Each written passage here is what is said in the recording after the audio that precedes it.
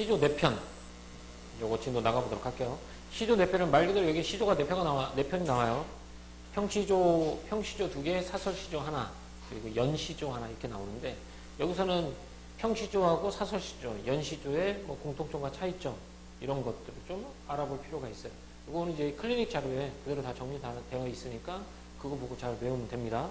자, 시조 내편 첫 번째 성산문의 작품부터 한번 보도록 할게요. 작가 이름이 정해져 있어요. 성산문이라고 명시되어 있죠. 이건 누구의 작품? 사대부의 작품. 이거죠. 사대부가 만들어진 작품이고요. 제목은 없어요, 따로. 원래 평시조는 제목이 없어요. 제목이 없고 앞에 있는 2구 수양산 바라보며 이게 제목이에요.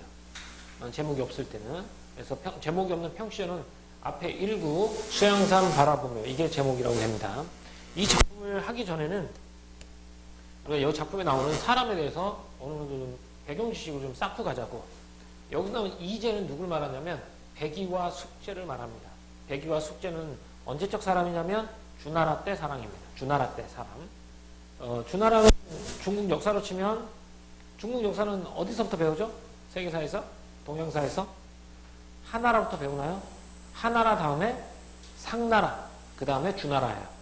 그럼 이 작품은 언제, 백이와 숙제는 언제적 사람이냐면 상나라에서 주나라로 넘어가는, 황조가 넘어가는 그때의 사람입니다. 하나라는 우리가 흔히 은나라라고, 상나라는 우리가 흔히 은나라라고 부르기도 하는데, 그 상나라의 마지막 임금이 폭정이에요, 폭정. 백성들을 좀 이제 가혹하게 다스렸어요. 이걸 보고 있던 그 중에 제후국 중에 하나가 주나라야. 그러니까 중국은 거대 황조가 있으면 그 안에 여러 개, 수백 개의 제후국들이 있었는데 그 제후국 중에 하나가 주나라였어. 근데 주나라의 무왕이 상나라의 왕의 이 폭정을 보고 나서 결심을 하게 됩니다. 어떻게? 저 상나라를 뒤집어 엎고 주왕조를 세워야 되겠다. 그러고서 백성들을 좀 더 살기 좋은 세상으로 만들어야 되겠다라고 마음을 먹어요. 주나라 무왕이. 그래서 이걸 신하들한테 얘기를 했더니 그 중에 한 명이 백이하고 숙제라는 형제가 반대합니다. 백이하고 숙제가 반대해요. 반대 이유는 어찌 신하가 임금을 칠 수 있느냐. 이건 도덕적이지 않다라고 반대를 합니다. 그래서 그러면 이제 이 이야기가 새나가면 안 되니까 주나라 무왕이 얘를 제거해야 되잖아. 제거하려고 했더니 다른 신하가 이 백이와 숙제는 대대로 충신 가문의 후손이기 때문에 살려둬라 라고 해서 걔들을 살려두게 됩니다. 어쨌든 얘네들은 주나라 무왕이 상나라를 치는 것을 반대한 인물들이었어요. 결국 주나라 무왕이 상나라를 치고 주왕조를 세우게 됩니다. 주왕조를 세우게 되자 백이왕 숙제가 뭐라고 하는가? 저 무도한 신하가 임금을 친 저 무도한 주나라 무왕 땅에서 나는 것들은 아무것도 먹지 않겠다 라고 어디로 들어가요? 수양산으로 들어갑니다. 수양산으로 들어가서 뭐만 캐먹다 살아요? 고사리만 캐먹다 죽은 사람이에요. 그래서 일반적으로 백이와 숙제, 이제를 말할 때는 지조와 절개가 높은 사람을 뜻해요. 지조와 절개가 높은 사람이라서 주나라 무왕 땅에서 나는 건 아무것도 먹지 않겠다 싶어서 산에 들어가서 뭘 먹었다? 고사리만 캐먹다 죽었다라고 보는 거야. 그런데 이 성산문의 수양산 바라보며 이 작품은 백이와 숙제의 지조와 절개를 부족하다라고 말해요. 야, 그거 가지고는 안 돼. 좀 더 했어야지 라고 말하는 작품이에요. 자, 그러면 이 성산문이라는 사람에 대해서 한번 알아보도록 합시다. 성산문 옆에 써있는 게 사육신 중에 한 명이라고 했죠. 그러면 생육신과 사육신, 언제적 사람이죠? 언제적 사람이야? 세육신과 삼육신. 바로 당연히 조선시대겠지. 조선 세조 때 수양대군 어린 단종을 폐위시키고 왕권을 잡은 세조, 그때의 사람들이 바로 사육신과 생육신입니다. 이걸 따져보면 이 이야기를 좀 해볼게. 선생님이 예전에 한번 얘기를 한 것 같은데 지루할 때는 조금 얘기 들어주는 것도 좋아요. 성우야, 세종대왕이 몇 번째 아들이게? 세종대왕이 몇 번째 아들일까? 응. 맞아요. 세종대왕은 셋째 아들이에요. 첫째인 양녕대군은 상갓집의 개라고 해서 상여 타고 다니고 미친 척하죠. 둘째는 효령대군이라고 해서 머리 깎고 스님이 돼요. 셋째인 충녕대군이 왕이 올라서 세종대왕이 되는 거야. 그래, 자기 형제들은 그래요. 그럼 세종대왕의 아버지는 누구죠? 태종 이방원입니다. 이방원은 몇째 아들일까요? 이방원은 다섯째 아들이에요. 다섯째 아들이 왕이 됐어요. 그러면 형제의 난을 일으켜서 형제들을 싹 다 죽이고 왕이 된 거란 말이야. 근데 이게 왜 이성계가 이렇게 분란을, 아니, 이방원이 반감을 가지고 있었냐면, 이 조선 왕조를 개국할 때 가장 지대한 영향을 미친 사람이 태종 이방원이에요. 그래서 이성계가 태조가 되고 그 다음 왕은 이방원이 자기한테 물려줄 거라고 내심 기대하고 있었어요. 그런데 그걸 누구한테 물려줘? 첫째인 정종한테 물려준 거야. 그래서 거기다 불만을 품고 형제들을 싹 죽여. 그래서 그럼 왕인 형이 어떻게 되겠니? 왕위를 물려주고 물러나요. 그래서 3대 왕이 태종이 되는 거야. 근데 세종 입장에서는 이런 걸 봤단 말이야. 야, 지금이 4대째인데, 임금이 4대째인데, 4번 바뀌었는데, 그동안 너무 많은 형제 간의 분란이 이게 생길 것 같은 게 겁나는 거야. 그래서 뭘 세우고 싶었어? 원칙을 세우고 싶었어요. 어떤 원칙을? 적장자 우선. 큰아들 우선 원칙을 세우고 싶었던 거야. 이건 역사적인 사실이 아니고 선생님의 추측이야. 세우고 싶었던 거야. 그래서 세종대왕의 아들이, 첫 번째 아들이 누구냐? 다음 대왕이 문종이 되겠지. 그 다음 아들이 누구야? 수양대군이야.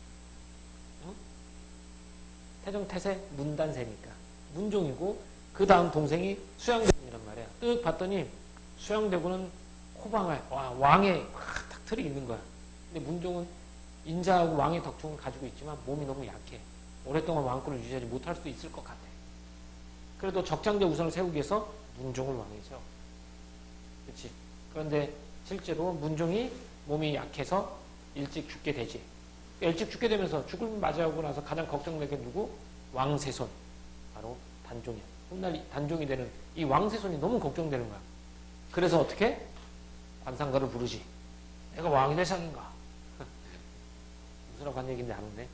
어쨌든 걱정을 하게 돼. 그건 세종도 마찬가지였어요. 역시. 그래서 세종이 죽으면서 신숙주의 손을 잡고 이렇게 말하죠. 어린 왕세손을 잘 부탁한다. 이렇게 하고 눈을 감는단 말이야. 그리고 나서 문종이 왕이 되고 문종이 죽고 나서 어린 단종이 왕이 올랐는데, 이게 선생님이 이제 만약에 수양대군 입장을 한번 해보잔 말이야. 뭐 어린 10살짜리가 왕이 됐어요. 그지? 그러면 걔가 왕 정치를 제대로 할 수 있을까요? 없겠죠. 그럼 왕이 결정을 내린 거예요. 누구의 입김이 가장 많이 들어갈까요?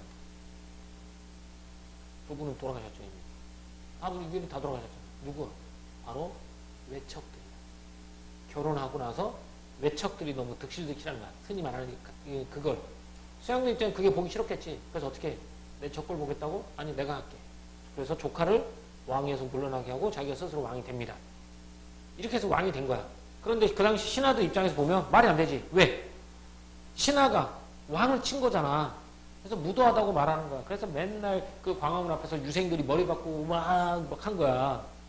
그래서 이 왕권을 다시 포기하겠다고 해서 어린 단종을 영월로 유배를 보냈는데, 어린 단종을 잠시 왕위로 올리기 위해서 왕권 수복권 포기 운동을 한단 말이야.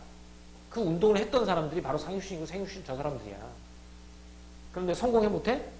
성공 못하겠지. 성공 못하니까 그 다음 때 왕이 세조가 되는 거야, 그대로. 그럼 얘는 성공을 못한 것 뿐만 아니라 시도조차 못해. 왜? 왜 시도도 못해? 야, 어떤 거사를 치르기 전에 이미 발각이 된 거야. 그럼 발각이 됐대. 왜 발각됐을까요? 그래, 내부 고발자 때문에 발각이 돼요. 그 내부 고발자가 누구라고? 아까 얘기했잖아, 선생님이. 내부 고발자가 누구? 신숙주. 그래서 하지도 못하고 죽어간 거야. 그 사육신 중에 한 명인 거야. 그러니까 고고 역사적 배경을 좀 보고, 사육신 중에 한 명이 성산문이 수많은 회유가 있었을 거 아니야. 회유도 다 거절하고, 나 무도한 수양대군 에서 나오는 것들은 아무것도 못지 않겠다. 뭐 이런 의미를 가지고 있는 시야. 한번 가보자. 수양산을 바라보며, 일단 여기가 1, 2, 여기도 1, 2 써있잖아. 그 앞에 거 1번으로만 일단 해석을 한번 해볼게.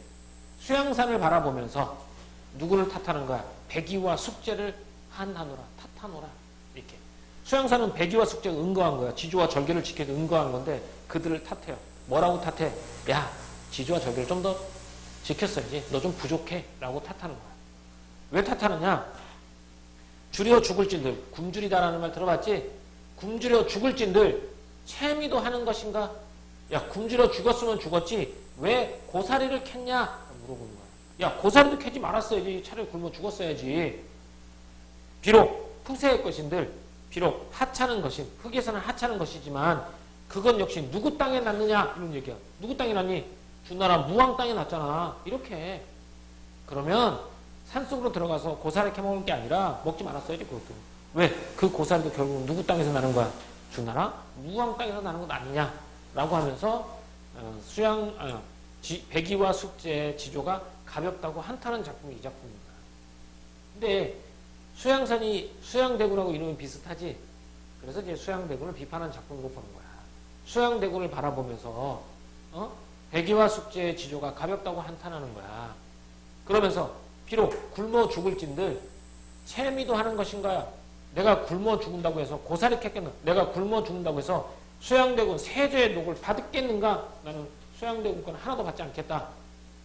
비록 흙에서 난 것이지만 하찮은 것이지만 그것 또한 누구 땅에서 났나? 세조에서 나온 것이 아니냐라고 말하는 거야.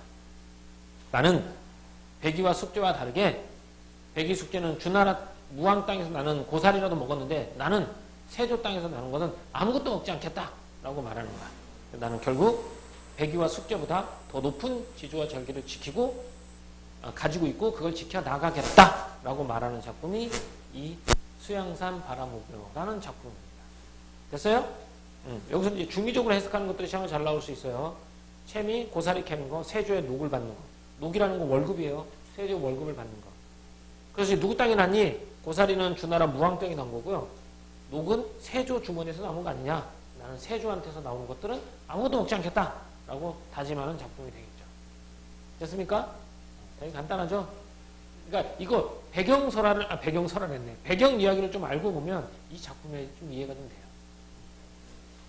사육신, 지조와 절개를 지키다가 죽어간 6명의 신하가 되겠죠. 박팽년, 유흥부, 성삼문, 그리고 기타 사람들이 있습니다. 이게 가 작품이죠. 평시조입니다. 3장 6구의 45자 내에 3사조, 4사조의 사음복을 가지고 있는 평시조입니다. 자, 다음. 자, 두 번째 작품 가볼까요? 계량, 시조입니다. 시조. 계량은 신분이 뭐냐? 계량은 기생. 계량 기생입니다. 이거 한번 가보자. 이화우 흙불일제라고 했어요. 이화우는 두 가지로 해석합니다. 배나무꽃이, 백꽃이잖아요. 백꽃. 봄에 피는 백꽃. 배나무꽃이 비처럼 쏟아진다는 거야. 그러니까 꽃이 비처럼 쏟아지는 경우 나타날 수 있겠고, 또 백꽃에 빗방울이 떨어지는 걸 수도 있어요. 그래서 얘는 봄비이거나 아니면 꽃잎이 떨어지거나 둘 중에 하나겠죠. 어쨌든 뭐든 상관없어요. 자, 이화우 흙불일제, 울며 잡고 이별한 님이라고 했어요. 그러면 봄은 어떤 계절이니? 봄은 울며 잡고 이별한 님이라고 했으니까 이때 봄은 뭐의 계절? 이별의 계절이죠. 봄은 이별의 시간입니다. 이화우 흙불일제, 울며 잡고 이별한 님. 근데 그게 봄의 이별에는 언제가 됐어? 가을바람 떨어지는 낙엽이죠. 가을바람 떨어지는 낙엽에 저도 날 생각하는가 했는데 여기에 보면 뭐가 있냐면 저도라는 말이 있어요. 저도. 이 말은 나는 그 사람을 여전히 생각하고 있다.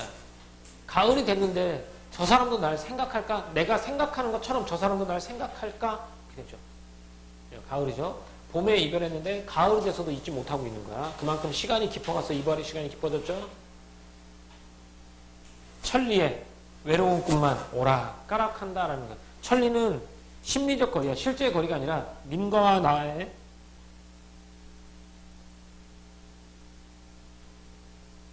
임과 나의 심리적 거리라고 보면 되겠죠. 천리에 외로운 꿈만 오락가락한다. 멀리 떨어져서 외로움만 또는 님을 향한 그리움만 왔다 갔다 한다 라는 뜻이겠죠. 그죠? 여기는 가을이 되어도 님을 잊지 못하고 있는 작품이 되겠습니다. 이렇게. 그럼 여기서 일단 잘 나오는 건 봄과 가을이라는 시간의 흐름을 통해서 이별의 슬픔이 점점 심화된다는 거. 또 하나는 하강적 이미지. 이화우도 비고요. 축풍 낙엽도 떨어지는 낙엽이죠. 이걸 통해서 하강적 이미지를 통해서 이별의 정서가 좀 더 심화됐다는 것. 이렇게. 이 정도가 되겠고, 여기 천리라는 건 님과 나와의 심리적 거리. 천리는 구체적인 키로수라면 몇 킬로예요? 400km 정도 돼요. 400km. 여기는 그냥 천리, 아주 먼 곳에, 님과 나와 아주 먼 곳에서 서로 외로움으로 오락가락한다. 이렇게 하면 되겠죠. 그죠? 요게 바로 두 번째 시가 되겠습니다. 이 두 개와 관련된 거 조금만 하고 넘어갈게요. 뒤로 쭉 넘어가 봐. 요거 먼저 좀 보고 가자. 수양산 바라보면 갈래는 평시조고요. 풍자적이고 비판이 있으니까 풍자겠죠. 수양산을 통해서 비판하는 거고, 죽음을 각오한 굳은 저리와 절규가 되겠죠. 특징은 중의법 나오죠. 두 가지. 그리고 서리법도 나오죠. 채미도 하는 것인가 서리법. 대상에 대한 비판을 은유적으로 드러냈죠. 고사리 캤다라는 걸 통해서, 뭐 채미 이런 걸 통해서 드러났고요. 백의와 숙제 고사를 인용해서 화자의 굳은 절개를 부각했다라고 보는 거죠. 다음 여기서 수양산, 여기 이제 수양산, 채미, 누구 다 중의적인 의미를 가지게 되는데, 수양산은 백의와 숙제가 은근한 중국의 산이겠지만 또 수양대구를 뜻하기도 하는 거고, 채미는 고사리를 캤으니까 고사리를 캔 것도 되겠지만 세조의 녹을 받는 것도 되겠고, 여기서 누구 땅에 났냐? 백의 숙제 입장에서는 주나라의 무왕, 여기서는 누구? 세조, 수양대군 이렇게 됩니다. 그 다음에 이 작품에서는 일반적인 상식을 좀 뒤엎었습니다. 왜냐? 일반적인 상식은 백의와 숙제, 충절과 지조를 높은 사람이라고 봐요. 일반적으로는. 하지만 성산문은 백의와 숙제의 지조가 부족하다. 자신이 백의와 숙제보다 더 굳은 지조를 지녔음을 강조한다는 거죠. 그래서 일반적인 상식을 좀 뒤엎는 효과를 나타내고 있습니다. 이렇게. 다음 이화우 흑불일제라고 나와 있는데, 역시 평시조고 님을 그리워하는 마음이고, 하강력임이 나와 있죠. 이화우 또는 추풍낙엽을 통해서 이별의 상황을 효과적으로 드러냈고요. 계절의 흐름을 느낄 수 있는 시어를 사용했죠. 이화우, 추풍낙엽 똑같아요. 그래서 계절의 흐름을 느낄 수 있는 시어를 사용했습니다. 자, 그 다음에 여기서 거리감이 나옵니다. 거리감. 여기 표현상의 특징. 이거 되게 중요하니까. 볼 때 중요하죠. 첫 번째 하강적 이미지. 이화우와 추풍낙엽 하강림이 나와 있었고, 또 하나는 시간적 거리감. 봄과 가을이야. 봄에 헤어졌는데 지금까지도 떨어져 있어요. 그 다음 공간적 거리감. 천리, 님과 나와의 거리감이죠. 이걸 통해서 이별의 정수를 더욱더 심화하는 것. 하강적 이미지, 시간적 거리감, 그리고 공간적 거리감을 통해서 이별의 정수를 심화하고 있다. 자, 이런 내용이었습니다. 자, 그 다음 요거 있잖아. 요거 작자미상의 시조, 요거 먼저 하고 만흥을 가보도록 하겠습니다. 작자미상의 창을 내고자. 자, 요거 하고 좀 쉬었다가 요거 하나 하고 쉬었다가 만흥하고 오늘 끝내도록 하겠습니다. 오늘 시조 4편까지만 집어 나갈게요. 자, 창을 내고자 이내 가슴에 창을 내고자. 필기하기 전에 이 교사님 하이라이트로 이렇게 진하게 했잖아. 이게 뭘 나타내냐면 잘 봐. 창을 내고자야. 창을 내고자. 그런데 창을 내고자가 A라면 A 앞에 뭘 붙였어? 이내 가슴에 라는 말을 붙였어. 그래서 창을 내고자 앞에다 이내 가슴에 더해졌죠. 그래서 시가 좀 더 길어졌어요. 그 다음에는 뭐가 됐냐면 이내 가슴에 창을 내고자가 그대로 있어요. 이내 가슴에 창을 내고자. 여기에다가 이내 가슴에 붙였어. 그 다음에 또 여기서 또 이만큼을 붙였어. 그러면 시가 어떻게 되니? 처음에는 이건 뭐가 되니? 창을 내고자. 자, 봐, 여기. 이거는 창을 내고자. 여기는 이내 가슴에 창을 내고자. 여기는 고무장지, 세상지, 들장지, 열장지, 쩌쩌쩌 이내 가슴에 창을 내고 이렇게 되지. 그래서 갈수록 행의 길이가 길어진다. 그래서 뭐라고 한다? 얘를 점층이라고 한다. 점층. 그래서 얘는 점층이 쓰였다는 거야. 그리고 또 하나. 창을 내고자. A 똑같지. 창을 내고자. 이내 가슴에 창을 내고자 해서 AABA 구조를 가지고 있다는 거야. AABA 구조를 통해서 운율을 형성했죠. AABA니까 창을 내고자가 반복이죠. 이렇게. 그러면 창을 내고자 반복한단 말이야. 반복을 통해서 얻을 수 있는 효과는 크게 두 가지란 말이야. 첫 번째 뭐? 운율. 두 번째 뭐? 의미 강조. 이렇게 되는 거야. 창을 내고 싶다라는 소망을 강조해서 드러내는 거지. 운율도 마찬가지고. 됐습니까?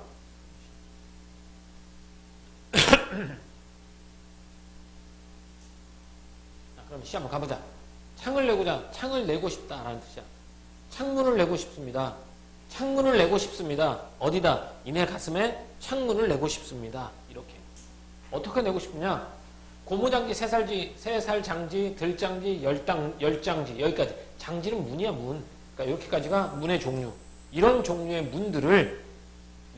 문들을 암돌저기, 숫돌저기, 배목골세 여기는 문의 부속품이야. 이런 부속품들을 크나큰 장돌이는 망치니까 장돌이 망치야. 이거는 도구로 뚝딱 박아 이내 가슴에 창을 내고 싶습니다. 이렇게 가슴에 창을 내고 싶다는 거야. 그래서 마지막 이따금 하 너무야 너무 이따금 하 너무 답답할 때면 뭐해? 열고 닫아볼까 하노라 라는 뜻이야. 그러면 창을 내고 싶은 이유가 뭐 때문이야 결국은? 그래 이 답답함을 보고 싶다라는 뜻이야. 답답함을 풀어보고 싶어서 창을 내는 거죠. 그래서 이 창은 내면적 고뇌 해소의 매개체. 고뇌 해소. 마음속에 있는 고뇌를 풀어내는 매개체가 창인 거지. 근데 이 작품이 나오면 항상 나오는 말들이 있어요. 뭐 점층 열거 이런 것도 있겠지만 참신한 발상이라는 말이 자주 나와요. 가슴에 창을 내겠다는 참신한 발상을 통해서 약간 해학적으로 그려냈다라고 보는 거예요. 여기 보면 누구를 비판하는 내용은 없지, 승우야. 비판하는 내용이 없으니까 이런 풍자는 아니야. 풍자는 무조건 비판이 있어야 되니까. 이건 풍자가 아니라 해학이라고 보죠. 해학은 동정과 연민이니까 이를 쓴 화자의 답답한 마음에 우리가 동정과 연민을 보낼 수 있겠죠. 그래서 얘는 해학을 나타내는 작품이라고 보겠죠. 이게 작자 미상의 창을 내고자가 되겠지. 그치? 그럼 작자 미상이니까 작가는 누구라고 우리가 추정할 수 있다고? 작가는 누구라고 추정할 수 있어?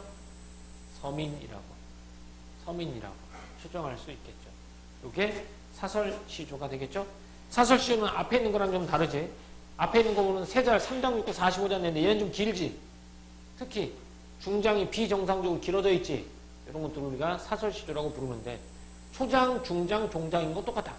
똑같은 거 하나 더 있지. 뭐가 똑같지?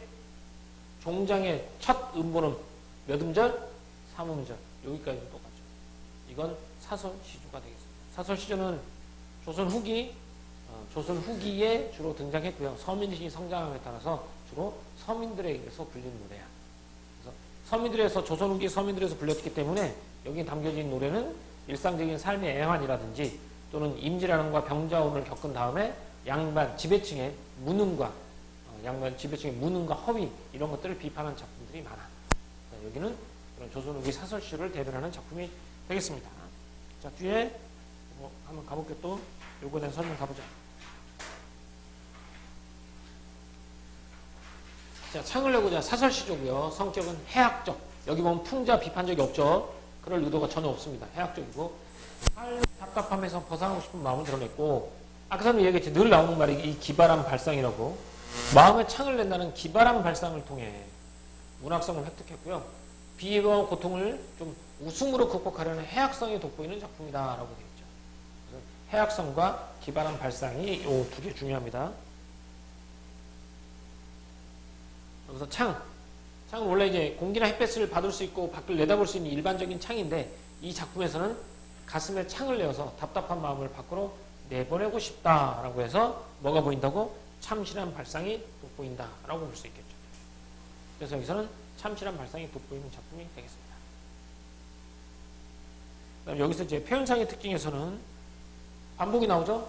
창을 내고자 이내 가슴에 창을 내고자 반복 AAP의 구조. 그러면 운율과 함께 소망을 강조. 창을 내고 싶으면 소망을 강조한 거고요. 이런 거 쭉 나오면 간절한 마음을 열거해. 나열. 문의 종류. 얘는 문의 부속품. 이런 걸 통해서 나열이죠. 나열을 통해서 간절함. 이렇게 나오겠죠. 그래서 반복과 열거를 통해 수다스럽고 과장된 표현은 해학적인 웃음을 유발합니다. 라고 했죠. 하루라도 빨리 이 답답한 마음을 풀고 싶은 화자의 간절한 마음을 잘 드러낸다. 라고 보는 거죠. 됐습니까? 이렇게 하고요. 좀만 쉬었다가 뒤에 만흥 한번 해볼까요? 만흥은 연시조로 총 6수로 이루어져 있으니까 좀만 쉬었다 만흥 해볼까요? 윤선도의 만흥이라는 작품을 가볼 텐데 얘는 제목이 있어. 근데 이거 봐봐. 이거 하나는 세 줄짜리거든. 초장, 중장, 종장, 초장, 중장, 종장. 이거 하나로 보면 평시조잖아. 이렇게 평시조가 2개 이상 연결된 걸 뭐라고 한다고? 평시조가 이렇게 2수 이상 연결된 걸 우리 뭐라고 부른다? 연시조라고 부른다라는 거야. 그래서 얘는 대표적인 연시조인데요. 연시조는 일단 제목이 있어요. 하나의 제목 아래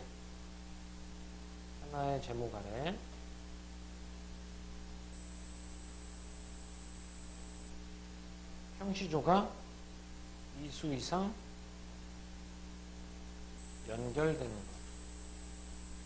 이걸 우리가 연시조라고 부른다는 거야. 대표적인 연시조고 총 6수로 되어 있는데요. 6수로 되어 있는데 니네 교과서에는 6수가 아닌 걸로 알고 있어. 근데 이건 워낙 유명한 작품이기도 하고 여기서뿐만 아니라 뭐 모의고사라든지 아니면 수능 공부할 때도 훨씬 충분히 도움이 되니까 외부 지문도. 그래서 이건 6수 다 하도록 할게요. 자, 연시조 만흥 한번 가보도록 합니다. 자, 첫 번째 수부터 가봅시다. 자, 첫 번째 수 일단 해석 한번 하고 필기하더라도 해봅시다. 가봅시다. 산수간 바위 아래, 그러니까 산과 물 사이니까 산수 그러면 그냥 뭘 뜻한다고? 얘는 그냥 자연을 뜻해요. 이거 무슨 법이라고 그랬지? 야, 산과 물 사이인데 그게 왜 자연을 뜻해? 산과 물만 가지고 자연 전체를 나타냈지. 부분으로서 전체를 나타낸다. 그죠? 무슨 법? 대유법이 되겠죠. 그래서 얘는 대유법입니다.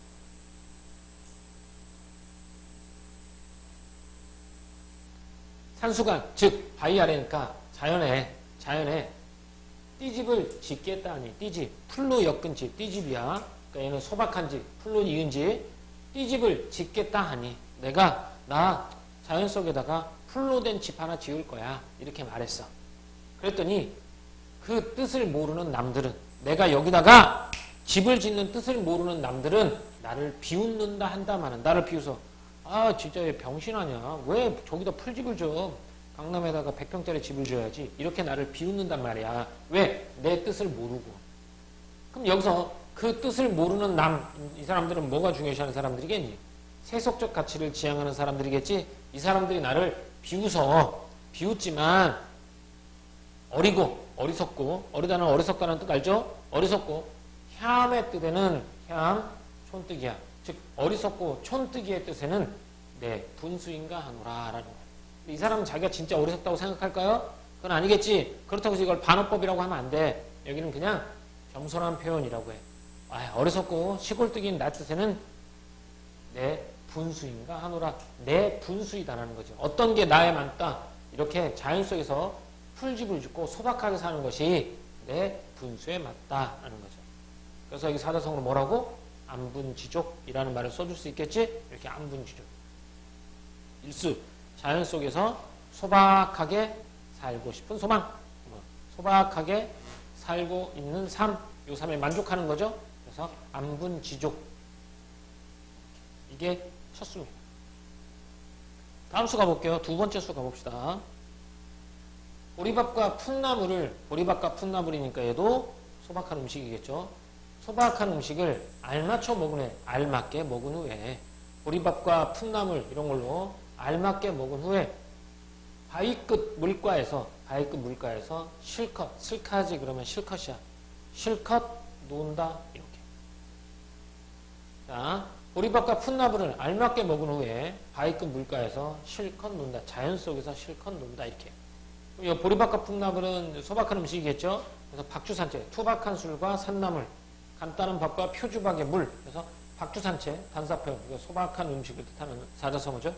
이렇게 소박한 음식을 알맞게 먹은 후에 자연 속에서 실컷 논다. 그 밖에 남은 일이야. 그 밖에 남은 일이라고 하면 이거 소박한 음식으로 자연을 즐기는 것 이외의 것이야.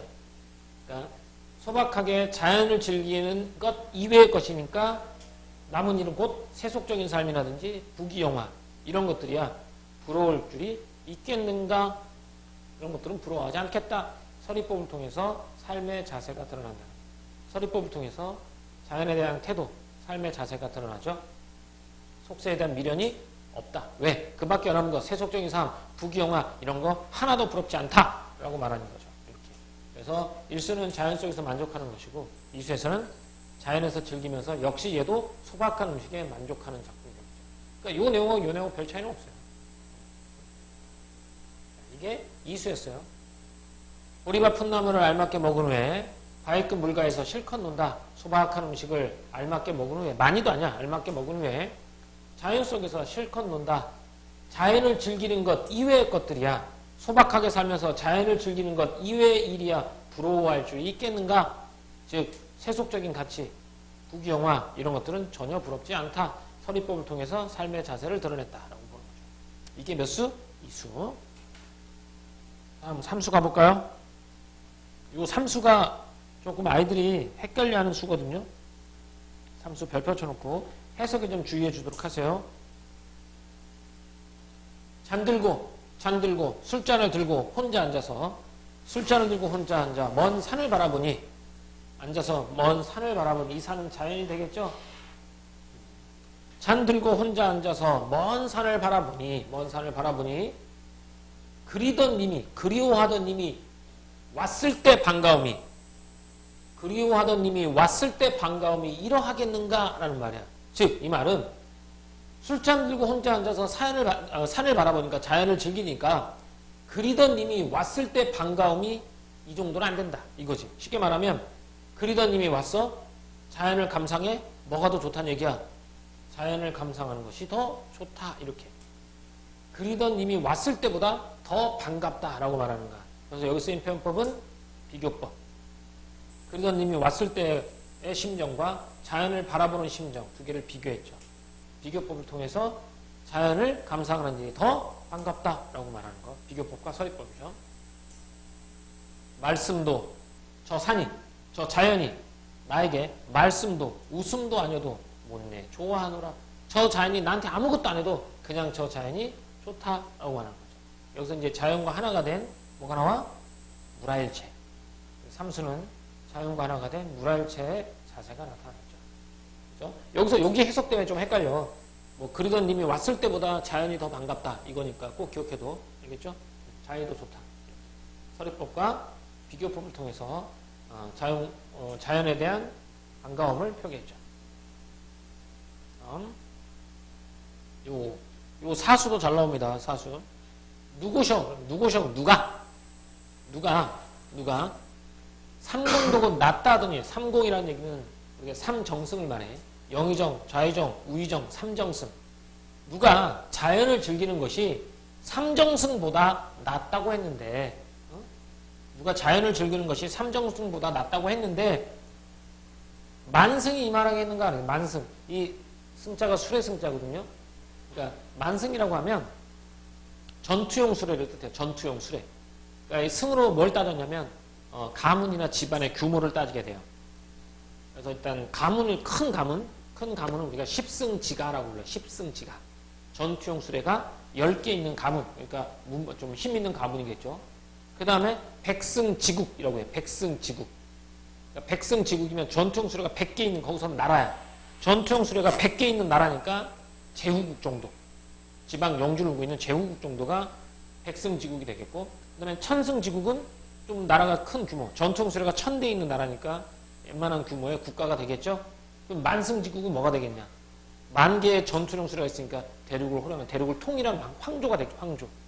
그럼 여기서 만승이 이만하겠느냐? 즉 만승지국의 우두머리가 이만하겠는가? 그러니까 황제가 이만하겠는가라고 해석하는 거야. 그래서 만승지국의 황제가 이만하겠는가라는 뜻이지. 즉 자연을 즐기는 것이 누구는 삼정승보다 낫다고 했는데 내가 볼 땐 황제보다 낫다, 이렇게 되는 거죠. 여기서도 비교법이겠죠. 비교구사격투사 도건, 이걸 통해서 비교법. 자연을 즐기는 것과 삼정승 황제와 비교했죠. 그거보다 더 좋다라고 말하는 거죠. 그래서 여기서 삼정승과 황제는 세속적인 삶이 되겠죠. 이렇게 이만하겠는가?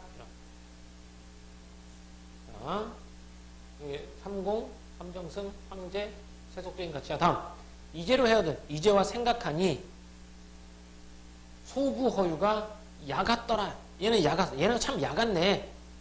왜 그러냐? 소부허유도 고사가 뭐 선생님 한 번쯤 얘기했었던 것 같아요. 소부허유 요임금 때 사람이죠. 아까 하나라 상나라 나오는데 하나라 이전에 순나라고 그 이전에 요나라야. 요나라 때 청렴결백하기로 소문난 허유와 소부죠. 우리 허유 알지? 벼슬하라 그랬더니 그 귀에다 더러운 얘기 들었다고 귀 씻는 사람. 이 사람은 허유고, 야, 소 끌고 가다가 임을 더럽혀서 먹지 마. 이 사람이 소부야. 이 사람은 욕심 없이 벼슬하지 않고 욕심 없이 산 사람들을 그냥 대표해. 그러니까 소부 허유 그러면 벼슬에 대한 욕심 없이 자연에서 응가한 사람들 이런 뜻이야. 즉, 이 말은 무슨 말이냐면, 야, 누가 삼정승보다 낫다 하더니 대륙의 황제가 이 말하겠어? 대륙의 황제보다 자연질기는 더 좋아. 이제와 해야 돼. 이제와 생각하니까 자연에 일찍이 벼슬을 버리고 자연에 응가한 소부하고 허유가 약았더라. 걔네가 약은 애들이야. 왜 약았어? 자연이 좋은 걸 이미 알고 있었던 거지. 그래서 소부 허유가 약았더라. 아마도 이게 이 작품의 주제예요. 임천, 수풀림, 샘천이니까 자연입니다. 자연에서 느끼는 한흥, 한가한 흥을, 자연에서 느끼는 한가로운 흥을 비교할 것이 없구나. 비교할 것이 없다는 거야. 왜? 삼정승, 만승보다도 훌륭하잖아. 그래서 자연 속에서 한가롭게 즐기는 흥을 비교할 것이 없구나. 그래서 비교법과 뭐뭐구나, 영탐법. 그래서 이만큼, 야, 이만 자연이 으뜸이구나. 자부심과 만족감이 드러나 있는 작품이죠. 여기가 사수입니다. 여기는 자연을 즐기는 삶에 대해서 자부심과 만족감을 느끼는 것이 되겠죠. 보통 여기 주된 표현법은 바로 비교법. 여기서도 비교법이죠. 그리워하던 님이 왔을 때보다 자연을 감상하는 것이 더 좋다. 여기는 자연을 감상하는 것이 삼정승, 더 나아가 황제보다 더 좋다. 그렇죠? 그래서 이런 걸 다 버리고 자연에 응가한 소부호유가 참 약았던 것 같다. 이렇게 말하는 작품이죠. 이게 사수였습니다.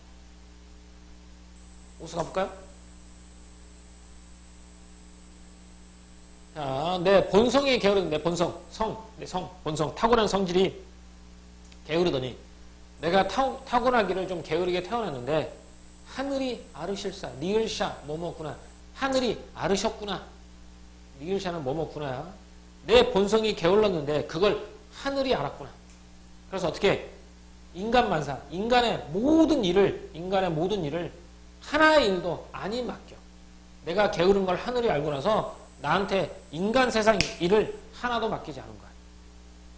그러니까 세속적인 일 하나도 맡기지 않았어. 세속적인 일을 하나도 맡기지 않았어. 다만 다토리 없으니라고 나와 있는데 요 다토리가 어떻게 다투다, 싸우다이지 다토다. 다토다에다가 관형사음의 리을, 다투다, 다툴, 이 사람. 그래서 다툴 사람, 다툴 이 없는 강산을 지키라 하시도다 라고 했죠. 강산은 자연이 되겠죠. 다시 내 본성이 좀 게을렀는데 본성이 게으르더니 하늘이 나의 이런 게으른 본성을 알았구나. 그래서 인간 만사, 세속적인 일 모든 것 중에 하나의 일도 나에게 맡기지 않고 다만 다툴 사람, 이거 내 거야, 이거 내가 가질래, 다툴 사람 없는 자연을, 강산을 지키라 하시도다. 이렇게. 자, 자연에 귀의한 거죠. 자연에 돌아간 삶. 이렇게. 오수였습니다. 다음 육수. 하나 더 해도 되겠는데? 빨리 끝나겠는데? 송민곡 한번 할까?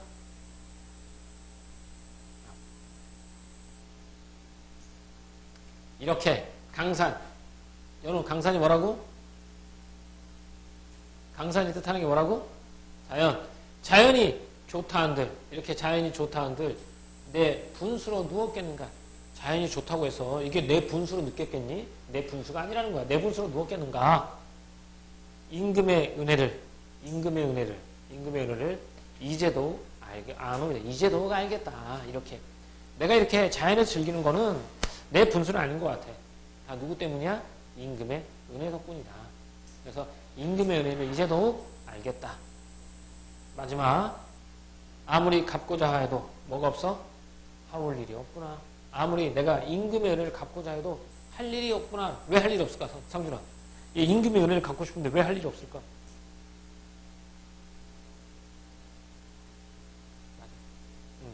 자연을 위해서 벼슬에 물러는 자연에 응거하고 있어서. 그러니까 요 말을 은근히 따져보면 불러만 주면 내가 할게. 이런 의미일 수도 있겠죠. 어쨌든 이렇게. 아무리 갚고자 해도 임금의 은혜를 갚을 길이 없구나. 그러니까 내가 이렇게 자연을 즐기는 것도 역시 누구의 은혜다? 임금의 은혜다. 마지막에 이제 임금의 은혜 감사하면서 이 작품이 끝납니다. 됐죠? 너무 빨리 했나요?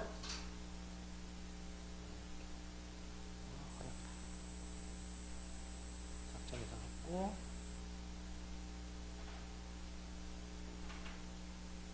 만흥 뒤에 넘어가서 만흥의 내용 정리 한번 보도록 할게요. 학습활동도 봐야 되니까. 갈래는 연시조. 하나의 제목 아래 평시조가 2수 이상 연결됐으니까 연시조. 자연친화적이고 얘기고 탈속적이라는 얘기는 세속을 벗어났다라는 뜻이야. 세속을 벗어났고요. 자족, 스스로 만족한다. 만족. 자연을 벗하는 생활 주제는 자연 속에 묻혀 사는 즐거움이고 서리법을 사용하여 뭐 만승이 이만하랴 이런 것들 서리법을 사용해서 자연 속 삶에 대해서 만족감을 드러내고 있고요. 물알체, 말씀도 웃음도 아니어도 못내 좋아하노라 이런 물알체와 물알체의 자연 친화 정신이 잘 드러나 있다. 이게 만흥이고요. 좀 들어가서 총 6수로 되어 있고 자연과 속세가 서로 대비를 이루고 있단 말이야. 자연에서는 산수 또는 띠집 또는 여기 뭐 오수 육수의 강산 이런 것들이 나오고요. 속세는 그 모르는 남들 뭐 연하문 일, 삼공, 만승 이런 것 인간 만사 이런 것들이 여기에 해당해요. 왜 세 개밖에 없냐면 이런 교과서에 일수, 이수, 사수만 실렸거든요. 그러면 오수에서 자연을 뜻하는 거 뭔지 한번 찾아볼까요? 오수 한번 넘어가봐 앞에서. 오수하고 육수에서 자연을 뜻하는 게 뭐가 있을까요? 일단 이수에서는 뭐가 있니? 이수에서는 이수했구나. 삼수에서는 뭐가 있죠? 산, 매 있고요. 오수에서는 뭐가 있죠? 인간만사. 그치? 그거밖에 없고요. 그럼 자연을 뜻하는 건 속세를 뜻하는 건 인간만사가 속세를 뜻하는 거지? 속세를 뜻하는 거. 그래서 자연을 뜻하는 건 강산, 매 그런 것들이 있습니다. 이렇게. 그래서 자연을 나타내는 소재와 속태를 나타내는 소재 이거 구분할 수 있어야 됩니다. 됐고 학습활동 가봅시다.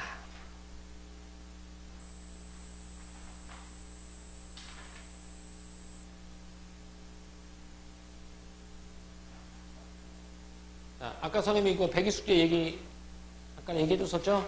백이와 숙제는 본래 은나라 고죽국의 왕자였는데 아버지가 죽은 뒤 서로 후계자가 되기를 사용하여 나라를 떠났습니다. 그럼 은나라의 주왕이 폭정을 일삼자 그 신하였던 무왕이 그를 정벌하고자 합니다. 그래서 백이와 숙제는 무양행위가 인의에 위배되는 것이라만 반대했지만 무왕은 끝내 새 왕조를 일으켜서 주나라를 세웠어요. 그러자 두 사람은 주나라의 곡식을 먹기를 거부하고 수양선에 들어가 고사를 캐어 먹다가 굶어 죽었습니다. 이렇게 돼요.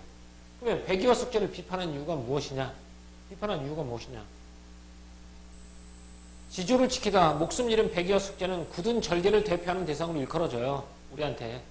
하지만 이 작품의 화자는 충절의 대명사인 백이와 숙제의 지조를 비판하고 있습니다. 이는 화자 자신이 백이와 숙제보다 더 굳은 지조를 지녔음을 강조하고 어린 조카를 밀어내고 왕이 된 수양대군과는 타협하지 않을 것임을 드러내기 위해서 그렇다라는 거야. 두 가지야. 내가 더 지조가 많다. 또 수양대군과는 절대 타협하지 않겠다. 이런 것들 다짐이겠죠. 그래서 비판한 거. 다음 수양산에 중의적 의미가 있다고 했죠. 수양산, 백이와 숙제는 몸을 숨기고 고사를 캐먹던 장소인고 동시 세조가 즉위하기 전에 군호인 수양대군을 뜻합니다. 수양대군. 작품 주제 세조의 단종 폐위에 대한 비판과 단종에 대한 충성을 지키려는 굳은 의지 이렇게 되겠어. 이화우하고 추풍낙엽이야. 그러면 둘 다 하강적 이미지가 되겠죠. 하강적 이미지를 통해서 이별의 상황을 효과적으로 드러냈고요. 이화우는 봄이고 추풍낙은 가을이죠. 봄, 가을의 시간적 거리감 그게 되죠. 그러니까 하강적 이미지와 시간적 거리감 두 개. 천리는 공간적 거리감. 이걸 통해서 이별의 정서를 잘 효과적으로 드러냈다. 이렇게.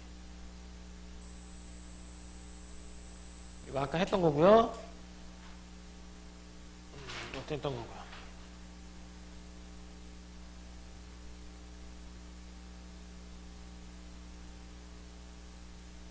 이거 창을 내고 싶다라고 했죠. 시구를 반복해서 답답한 마음을 사망에 맡긴 비유해서 답답함을 풀고 싶은 거 나와 있죠. 일상적 사물을 열거했고 다른 건 없습니다. 여기 사설시죠. 가나다와 비교할 때 작품에 나타나는 형식상의 특징. 가나다는 각 장이 2구씩 6구로 이루어진 데 반해서 이 작품은 중장의 길이가 평시조에 비해서 길어요. 그래서 중장의 길이가 길어지면서 평시조가 지니는 간결하고 정제된 아름다움이 없어져. 대신 익살스럽고 해학적인 어조가 나타난다라는 거예요. 그러니까 이거 평시조와 사설시조의 차이점이라고 보면 돼요. 뒤에 선생님이 해놨으니까 클리닉지에 다 해놨으니까 그렇게 보면 될 거예요. 요거 가는 사대부가 작품, 사대부 작품, 나는 기생, 다 사대부, 얘는 작자 미상의 서민이야. 그러니까 사대부들은 기본적으로 유교적인 충의사상과 자연친화의 내용을 다룬단 말이야. 그래서 가시와 다시는 유교적인 사상, 그리고 자연친화 이런 걸 다루겠죠. 기녀는 보로 이제 임에 대한 그리움이라든지 일상적인 삶의 애환을 다루고 있고 이렇게. 그래서 주제에 따라 조금씩 달라진다는 거. 이것도 했나요? 안 했어요? 안 해서 잠깐 보기만 할게요. 얘는 이승의 벽공이라는 작품인데 잘 보면 어떻게 되어 있냐면 잘 봐. 총 6행으로 되어 있어요. 1, 2, 3, 4, 5, 6행이 되어 있어요. 6행으로 되어 있는데 한 행이 두 도막씩 되어 있어요. 손톱으로 툭 튀기면 쨍하고 금이 갈 듯. 여기가 초장, 중장, 종장이에요. 얘는 시조입니다. 얘도. 3장 6구의 45자 내외이고 종장의 첫 음보는 3음절로 시작되어 있죠. 얘도 평시조죠. 그런데 평시조하고 그러니까 얘도 시조인데 뭐가 다르냐면 앞에 있는 평시조는 초장, 중장, 종장이라서 한 장을 하나의 행으로 했어요. 그치? 초장, 중장, 종장, 3행. 근데 얘는 3장 6구잖아. 얘는 한 장을 행으로 한 게 아니라 한 구를 행으로 했어. 그래서 얘를 장별 배행이 아니라 뭐라고? 구별 배행이라고 해요. 장별로 행을 배치한 게 아니라 구별로 행을 배치했다 해서 구별 배행이라고 말하는 거죠. 벽공이 푸를 벽자거든요. 푸른 허공이라는 뜻이죠. 푸른 하늘이라고 봐도 되겠죠. 손톱으로 툭 튀기면 쨍하고 금이 갈 듯하다. 하늘이. 새파랗게 고인물이 만지면 출렁거릴 것 같다라는 거야. 뭐가? 하늘이. 이렇게 청정무구를 들이우고 있건만 하늘은 저렇게 맑고 맑고 청정무구 아무 티 없이 맑게 있지만 뒤로 점점점 이런 뜻이야. 뒤로 무슨 뜻이겠냐? 자연은 저렇게 아름다운데 나는 뒤에 뭐가 생략되어 있는 내용이 되겠지? 어쨌든 얘는 현대시죠. 장별 배행이 아니라 구별 배행되어 있고 얘도 어쨌든 3장 6구의 45자 내의 평시의 형식을 따르고 있고 낙구의 첫머리는 이렇게 3음절로 되어 있죠. 이게 현대시조입니다. 그래서 얘는 아까 했던 가을 하늘은 맑고 깨끗하지만 우리는 인간은 이렇게 나와있죠. 장별 배행이 아니라 구별 배행. 맑고 깨끗한 하늘을 인간사와 대조하고 있고 인간사의 내용은 여기 생략되어 있죠. 고시제에서 하고 차이점은 그냥 구별 배행하고 장별 배행 그 차이밖에 없어요. 그리고 평시제는 원래 제목이 있다느니 없다느니 선생님이? 평시제는 제목이 없어. 근데 얘는 제목이 있어. 이 차이는 이 작품은 한 구가 하나의 행을 이루고 있는 거야. 구별 배행. 고시제는 연시제를 제외하고는 제목이 없지만 이 작품은 제목이 있죠. 이렇게. 종장의 첫 음보가 3음절이라는 거, 3, 4조, 4, 4조, 4음보를 이루고 있다는 점, 그리고 3장 6구를 이루고 있다는 점은 고시점을 계승하는 것이라고 보겠죠. 여기까지. 여기까지가 시조 4편이었습니다.